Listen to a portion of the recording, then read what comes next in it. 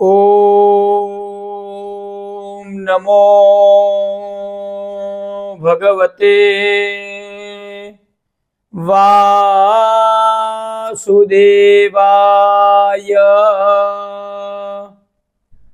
श्री कृष्ण गोविंद हरे मुरारे, हे नाथ नारायण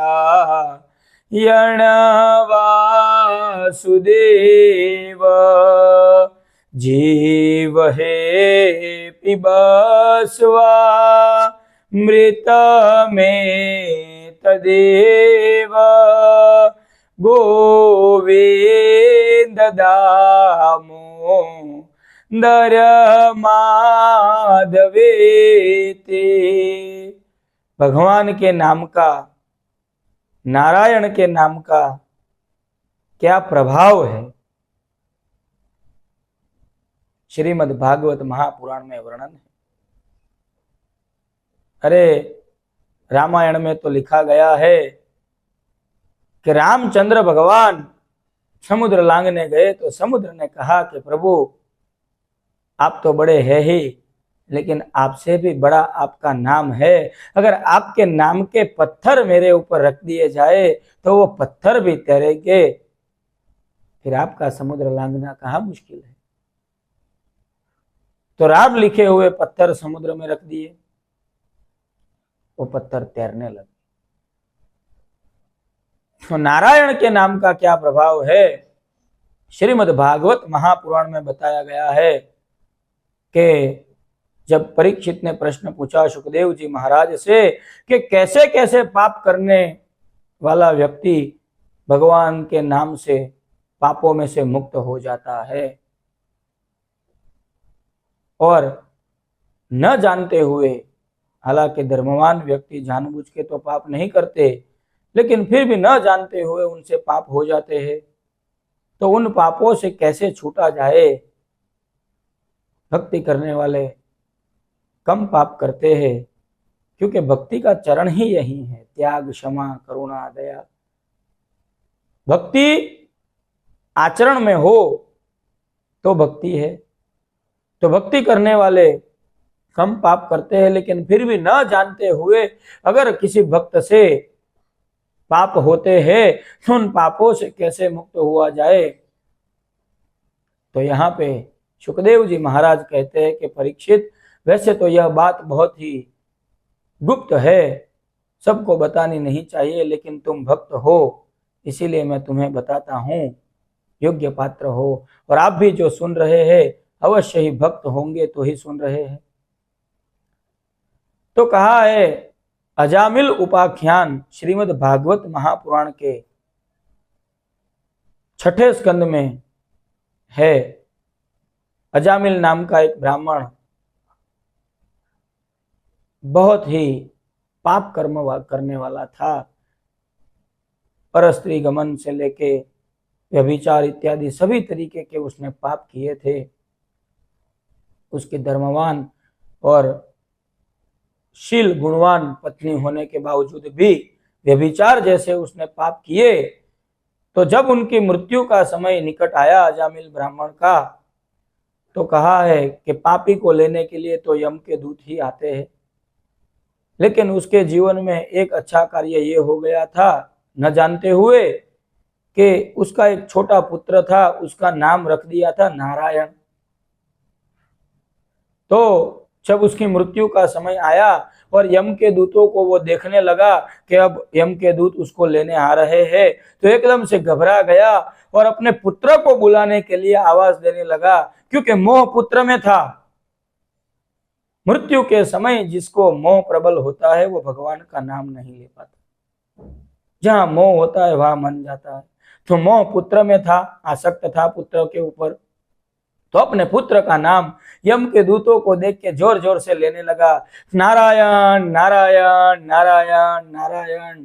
तो श्रीमद् भागवत महापुराण में लिखा गया है कि यम के दूत जब उसके प्राण खींचने लगे तो भगवान विष्णु के पार्षद वहां प्रकट होते हैं और उसके प्राण नहीं ले जाने देते। वहां एक बहुत बड़ा संवाद बताया गया है भगवान विष्णु के पार्षदों और यम के दूतों के बीच में। भगवान के पार्षद कहते हैं कि आप जानते हैं हम कौन है और नारायण के नाम का महिमा क्या है। यम के दूतों को अगर आप नहीं जानते तो जाइए अपने स्वामी जिन्होंने आपको भेजा है उनसे जाके पूछिए।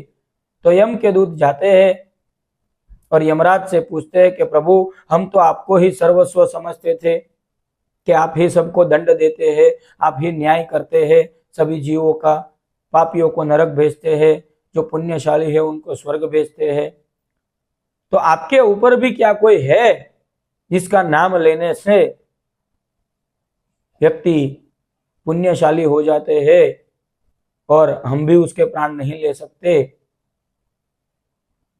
तब यम अपने दूतों को बताते हैं कि हे मेरे दूत सावधान होकर सुनिए, मेरे ऊपर भी ईश्वर है, मैं उन्हीं का अंश हूं, लेकिन मैं देव हूं और जो स्वयं भगवान ईश्वर है मेरे ऊपर वो नारायण है। वो नारायण की ही मैं भी भक्ति करता हूं और नारायण के आदेश से ही मैं कार्य करता हूं। अगर कोई नारायण का नाम लेता है तो उसके प्राण लेने के लिए हमारे पास सामर्थ्य नहीं है, उसको अवसर मिलता है अपने पापों का प्रायश्चित कर लेने से। तात्पर्य अगर आप नारायण का नाम ले रहे हैं तो आपकी मृत्यु नहीं होगी, यह बिल्कुल तात्पर्य नहीं है। कथा का भाव ऐसा है कि अजामिल ने नारायण नारायण का नाम लिया और उसने देखा कि यम के दूत चले गए तो प्रायश्चित करने का नारायण के नाम से उसे अवसर मिल गया। अब वो जान गया कि नारायण के नाम का प्रभाव क्या है, तो पापों में से मुक्त होने लगा और धीरे धीरे उसी नारायण की भक्ति करने लगा। तो तात्पर्य यह निकल के आता है कि नारायण नारायण बोलने से, भगवान श्री हरि श्री कृष्ण वासुदेव का नाम लेने से पाप पुंज का नाश होने लगता है, पाप छूटने लगते हैं और भक्ति की तरफ मन आकर्षित होने लगता है, सत्व गुण बढ़ता है, तमोगुण नाश होता है और ऐसे अनंत सुख की प्राप्ति होती है जिसका नाश नहीं होता। नारायण नाम का प्रभाव है, नारायण का नाम लेने मात्र से समस्त पाप पुंज के नाश हो जाते हैं। जैसे अज्ञान से जो हम नहीं जानते तो अज्ञानता से किया हुआ पाप जो है उसका भी दोष लगता है, वैसे अगर आप जानते नहीं है कि नारायण कौन है फिर भी उनका नाम लिया जाए तो उसका पुण्य फल मिलता है।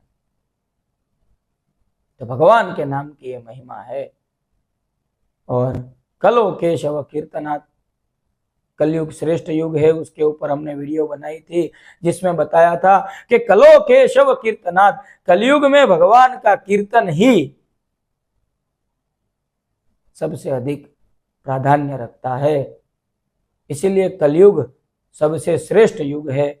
इसकी भी हमने एक वीडियो बनाई है।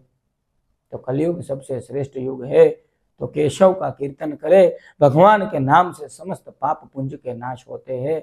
यह कथा श्रीमद् भागवत महापुराण में लिखी गई है। तो श्रीमद् भागवत महापुराण के शरण ले, भगवान की भक्ति करे। नमो नमः।